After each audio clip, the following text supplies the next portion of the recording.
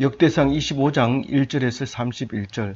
다윗이 군대 지휘관들과 더불어 아삽과 헤만과 여두둔의 자손 중에서 구별하여 섬기게 하되 수금과 비파와 재금을 잡아 신령한 노래를 하게 하였으니 그 직무대로 일하는 자의 수요는 이러하니라. 오늘 역대기 상 25장을 읽었습니다. 우리는 똑같은 얘기를 반복하면 그 다음에는 듣는 귀가 약해지고 집중력이 떨어집니다. 그래서 똑같은 얘기 반복하면 그 다음에는 중요한 얘기를 사이에 끼워 넣어도 그게 들리질 않습니다. 그의 아들들과 형제들과 12명이요. 오늘 이거 24번 했는데 우리가 24번 정도 하면 다 이제 입에서 줄줄줄 나오죠. 이름만 나오면 첫째 사꾸리니 그의 아들들과 형제들과 12명이요.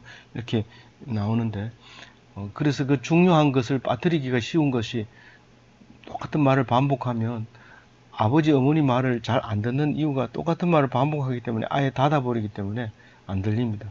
오늘 이 성가대 24명의 이름을 일일이 하나씩 거론했는 것을 보면서 우리가 성경에서 이야기하고 싶은 것이 무엇인지 깨달아 기쁨을 얻는 오늘 말씀이 되시기 바랍니다. 오늘 그 다윗이 성가 대원들을 지명할 때 다윗 혼자서 지명했을까? 그게 아니라 군대 지휘관들과 함께 지명합니다. 그러니까 군대 지휘관이 성가대 원들을 이제 지명합니다. 이건 지명한다고 했지만 성경은 제비를 뽑는 거죠. 분명히 제비 뽑는다고 말했지만 사실은 그 임명이 되는 거예요. 이제 아삽과 헤만과 여두둔 자손 중에서 뽑으니까 그 아들들이 대원이 되고 아버지가 지휘자가 되고 그렇게 해서 그 대원들이 이제 세 팀으로 나누어지는 거죠. 성가 대장이 이제 세 사람이 있는 거고 그 밑에 대원들이 자식을 많이 낳으면 대원이 커지는 거고 자식을 적게 낳으면 대원이 적어지는 거고 그렇죠. 그래서 어떤 성가대는 날로 갈수록 사람이 많아지는 성가대가 있고 어떤 성가대는 거의 시간 때우기 하는 경우도 있고 어떤 데는 잘하다가 또 시험을 들어서 또 쫙 빠지는 수도 있고 그 성가대가 그렇게 성경 말씀처럼 흥하기도 하고 또 망하기도 하고 또 없어서 대치하기도 하고 그런 게 이제 이 성가대인데 그 성가대장 세 사람이 아삽과 헤만과 여두둔이라고 오늘 이야기합니다. 그러면서 1절에 보면 구별됐다고 얘기합니다. 그러니까 사실은 그 제비 뽑아서 대원들을 뽑지만은 또 그리고 나중에 보면 그게 아주 숙달된 전공자를 얘기합니다. 전공자를 얘기하지만 그러나 전공자면은 특정한 사람일 텐데 그게 아니고 높은 직위에 있는 사람이나 하찮은 사람이나 또 학생이나 또 가르치는 선생이나 뭐 상관없이 이 하나님 말씀을 노래할 때는 거기에 상관이 없게 된다 하는 것을 또 말하고 있죠. 그래서 이게 두 가지가 있습니다. 철저하게 성별됐다는 게 있고 또 철저하게 구분이 없다는 이 두 가지 말이 이 성가대 구성 요소의 두 가지 아주 중요한 겁니다. 누구나 성가대 할 수 있지만 누구나 성가대원은 다 성별하다 하는 겁니다. 그래서 우리는 누구나 할 수 있다는 것에 대해서 등급을 낮춰보는 경향이 있는데 절대로 하나님의 말씀을 노래하는 성가대는 그렇지 않다 하는 것을 오늘 성가대를 다윗의 성가대가 시작이잖아요. 다른 데는 없어요. 근데 다윗이 성가대를 창립해서 솔로몬 성전을 만들어 놓고 거기서 노래하도록 이렇게 해준 거죠. 그런데 다윗이 늙어서 죽을 때 이 성가대를 구성해서 했는데 그만 늙어 죽을 때 지휘를 하게 됩니다. 다윗이 지휘를 하게 돼요. 뭐를 지휘하느냐면 아삽과 헤만과 여두둔을 지휘합니다. 그러면 아삽은 자기 대원들에게 지휘하고 그렇게 이제 있다고 요 뒤에 그렇게 설명을 하고 있죠. 그러니까 다윗은 하나님을 찬양하기를 마음과 뜻과 정성을 다해서 하는데 또 뭐를 다해서 해요? 힘을 다해 하는 거예요. 힘을 다해. 나이 늙어 보니까 굉장히 힘들어요. 뭐 옛날 어른들이 숟가락 드는 것도 힘들다 했는데 숟가락이 무거워서 못 든다고 그랬는데 지금 모든 게 힘들어지는 거예요. 전부. 그런데 이 다윗은 이제 다 늙어가지고 이제 물려줄 판인데 이 성가대원을 조직해서 자기가 지휘를 하는 그런 모습을 보여주게 됩니다. 그 중에서 이제 수금과 비파와 재금이 있는데 이게 이제 중국으로 오면 우리나라에는 없는 이제 그 악기들이 중국에서 본 거, 눈으로 본 거를 이제 우리나라 말로 번역을 하다 보면 할 수 없이 중국에서 쓰는 악기 이름 그대로 이제 한자로 쓰게 되면 수금과 비파와 재금 이랬는데 이제 세 번역에는 하퍼와 금운고와 심불저 이런 이 금운고는 그래도 그나마 우리나라 악기로 돌아왔는 건데 하퍼는 또 서양 악기로 그대로 적었고요. 탈중국의 이제 이름을 말하자면 하퍼, 금운고, 심불저 이렇게 이제 이름을 붙일 수 있죠. 근데 중국에서 보는 재금 같은 거는 영화로 볼 수 있지만 이 크기가 한 사람이 양손에 하나씩 들기가 어려울 정도로 거의 이 가마솥 뚜껑처럼 생긴 거 그렇게 큰 거를 들고 치면은 엄청 큰 소리가 나는데 본인도 아마 귀를 막고 해야 될 것 같아요. 뭐 엄청 큰 악기인데 이것도 힘차게 세게 치는 사람을 선별해 가지고 치게 합니다. 이게 뒤에 보면 힘차게 재금을 치며 이런 게 있습니다. 그럼 재금이 소리 지 알아서 하겠지 하고 살짝 쳐가지고는 되는 게 아니고 엄청 크게 세게 쳐서 이제 소리 나게 하는 그런 재금이고 지금 우리는 저기 뭐죠? 그 보통 작은 교회에서는 놔둘 수 없는 그 저기 이렇게 북을 눕혀놓은 것처럼 생긴 거 있잖아요. 그런 악기는 뭐 큰 교회 이제 오케스트라가 있을 때만 이제 그런 게 있는데 그리고 그거는 이제 그 메시아 연주할 때 아주 중요하죠. 소리 엄청 크게 내면서 그렇게 가슴을 깜짝 놀라게 만드는데 그 뭐 일주일 있어도 그 연주할 때는 몇 번 못 쓰죠. 1년에 몇 번밖에 못 쓰지만 그게 있다는 것은 아주 자랑스럽고 큰 성가대다 하는 것을 알 수 있게 되죠. 비포와 수금은 현악기로서 굉장히 많이 이제 물려져 오래됐고 또 조형류도 여러 가지고 또 특히 우리 몽골에서 보는 이 현악기는 특히 한 줄짜리 가지고 연주하는데 기가 막힌 연주를 또 하죠. 예, 그런 것도 있고 그렇습니다. 근데 저기 바로 저기 로마 황제 누구죠? 그 불태운 저기 로마를 불태운 아니 바로가 아니고 그 저기 그 네로 네로 황제가 하던 게 그게 이제 수금이라고 봐야 되죠. 수금 손으로 이렇게 들고 손으로 듣고 쭉 이렇게 긁으면서 노래하니까 신하들이 듣기 싫어가지고 막 그렇게 하는데 그래서 듣기 싫어하는 얼굴만 인상만 딱 보이면 목이 잘립니다. 그 다음부터는 그래서 무조건 좋다고 해 하고 이래가지고 있어야 되는데 나중에는 이제 배신할 때는 미치광이다. 그 소리를 누가 듣기 좋아하겠는가 이렇게 이제 영화에 보면 그렇게 나오죠. 그 영화는 무슨 영화죠? 그 코바디스에도 나오고요.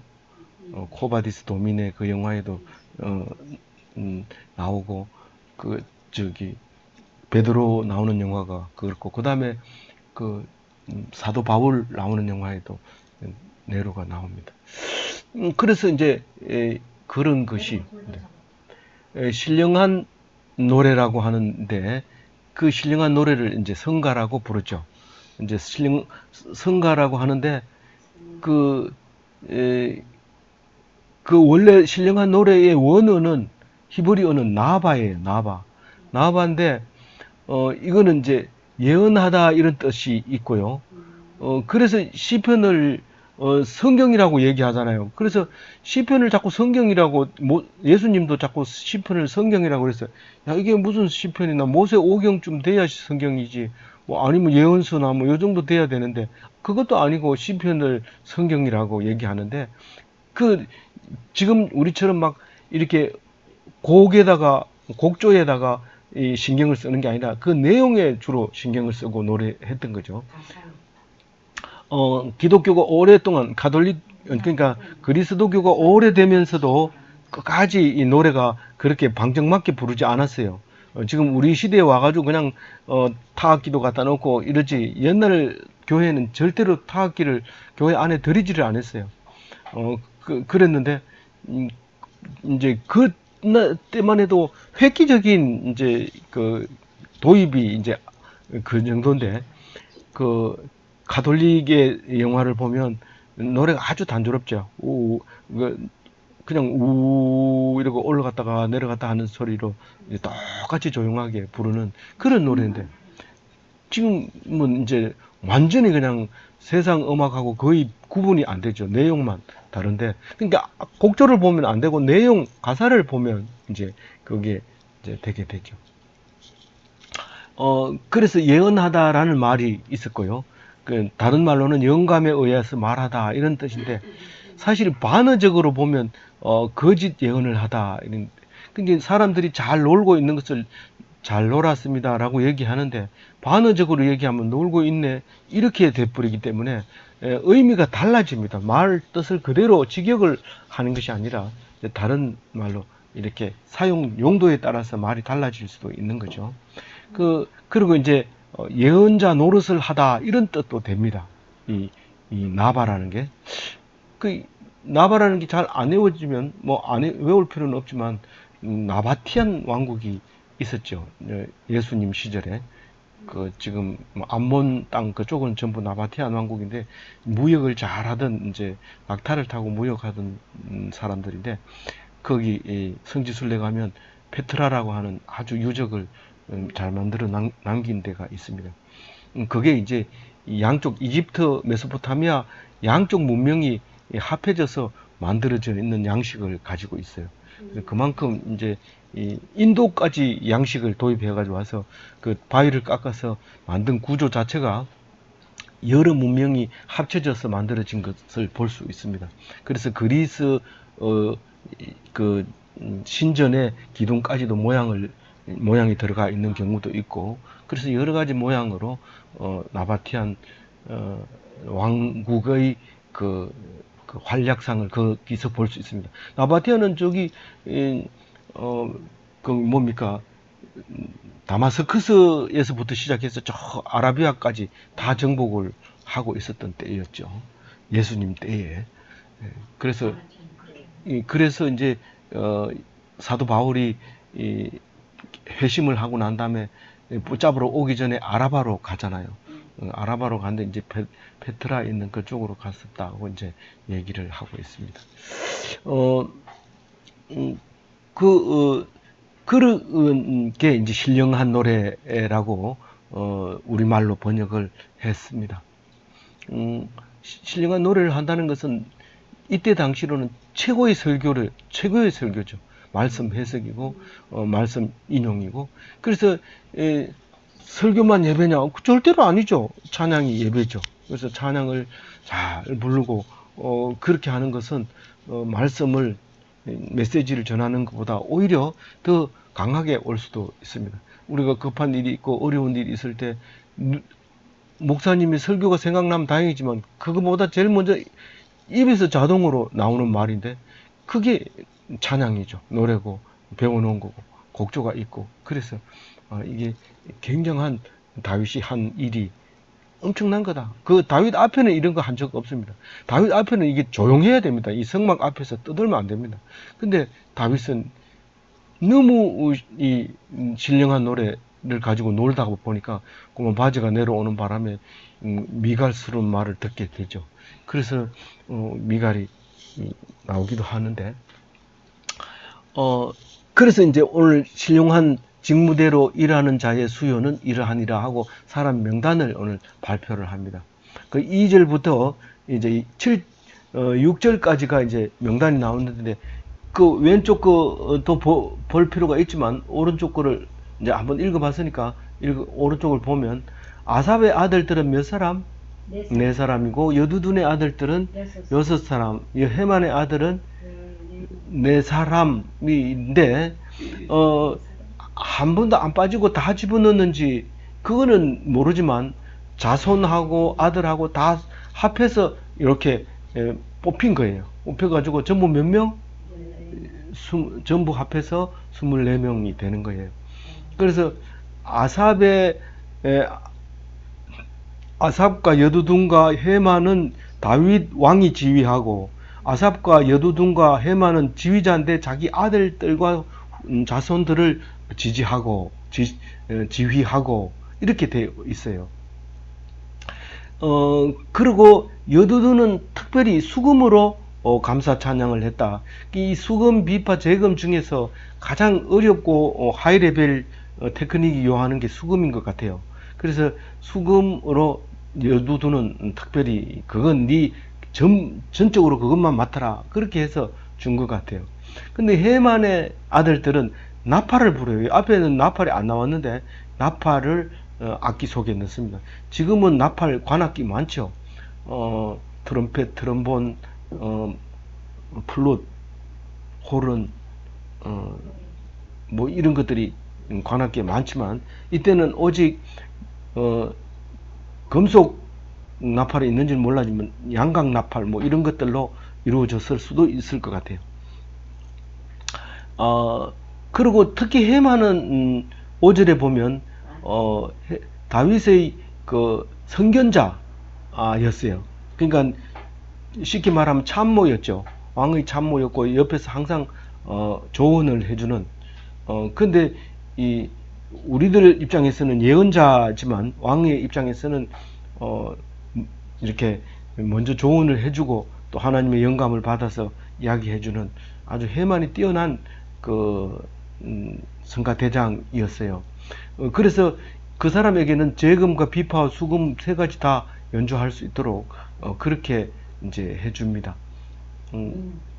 그래서 그리고 이제 7절에 읽어보면, 그들과 모든 형제 곧 여호와를 찬송하기를 배워 익숙한 자의 수요가 288명이라. 사실은 288명이 전공자입니다. 아무나 들어올 수 없는 거죠. 악보를 읽을 줄 알아야 되고, 그 다음에 지휘자의 손동작을 보고 알아들어야 되고, 이거를 완전히 배워서 익혀야 되지 아무나 이렇게 뽑아가지고는 안 되는 거죠. 그러니까 계속 훈련하고 가르쳤다는 거죠. 그리고 8절에 보면 큰 자나 작은 자나 스승이나 제자를 막론하고 다 같이 제비 뽑아 직임을 얻었다, 그렇게 얘기하고 있습니다.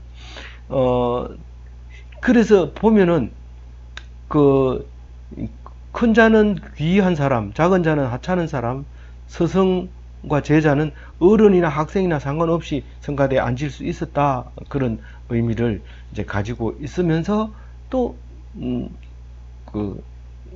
엄격히 거룩하게 구별했다라고 얘기합니다. 실제로 성가대에 앉으면은 국수 먹는 자리도 다릅니다. 성가대 자리 이렇게 써가지고 성가대에서 찬양하고 내려온 사람은 특별히 자리가 없어서 못 먹거나 이렇게 하지 않도록 탁 앉을 수 있도록 해주고, 또 연습하러 올라가면 전부 자리를 비켜줘야 됩니다. 그거 딴 데 쓰고 있다가도 성가 연습합니다 이러면 다 일어나서 가야 됩니다.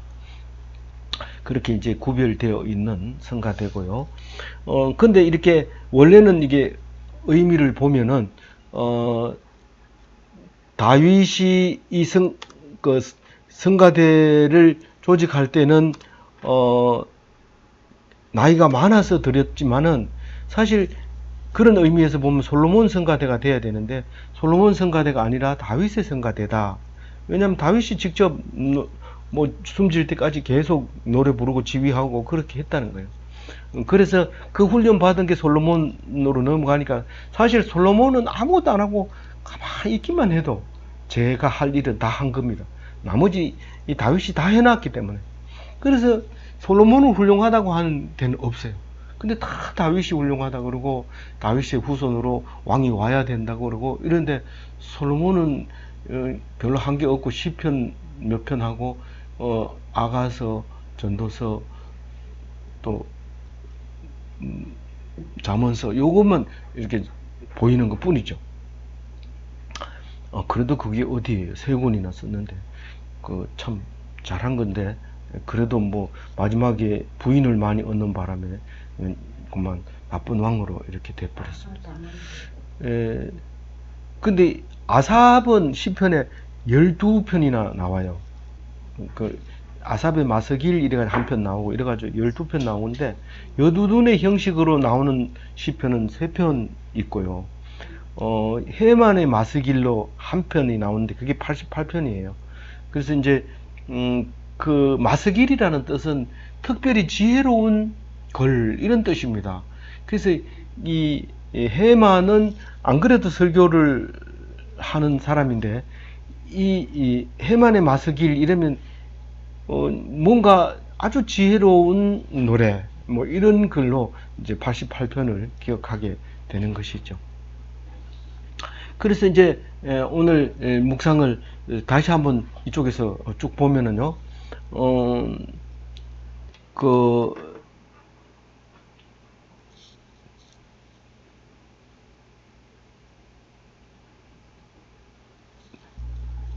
앞에 거는 이제 6절까지의 24명이 7절부터 31절까지 24명으로 이렇게 다시 한번 반복이 됩니다. 그게 무슨 말이냐면 12명을 24명을 순서를 반차를 정해야 돼요. 이거를 안 정하면 나중에 이제 돌아갈 때 누가 해야 되는지 막 싸움이 일어날 수도 있고 또 복잡해지게 됩니다. 그래서 이제 제비를 뽑을 때는 아마 시간이 많이 흘렀어요. 적어도 제비 뽑을 때쯤 되면 뭐냐면 이제 솔로몬 성전이 지어졌을 때일 거예요.